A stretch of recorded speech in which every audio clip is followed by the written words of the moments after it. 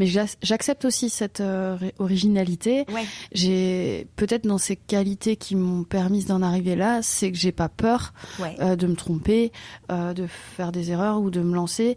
Mais je souligne que j'ai quand même de la chance.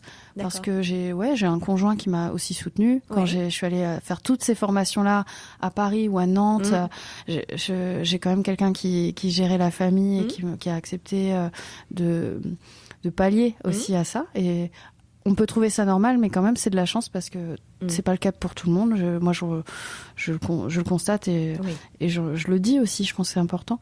Après, il y a du travail. Donc, il y a un mélange de plein de choses. Oui, c'est ça.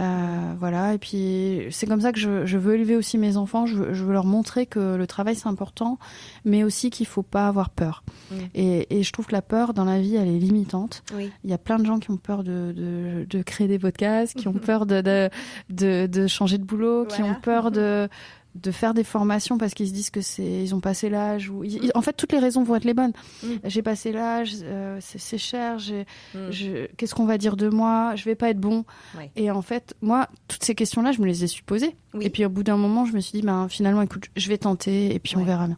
Aujourd'hui, j'en suis contente. Tu as eu des obstacles, un syndrome de l'imposteur, bien sûr. La peur que tu sois jugée par tes collègues ou bien par sûr. l'ordre des médecins. Enfin, je sais qu'il y a beaucoup de contraintes aussi avec ce métier-là. C'est très juste. Et donc j'ai d'abord rencontré l'ordre des médecins pour leur expliquer que j'allais créer une chaîne et ils ont été favorables à ça. Okay.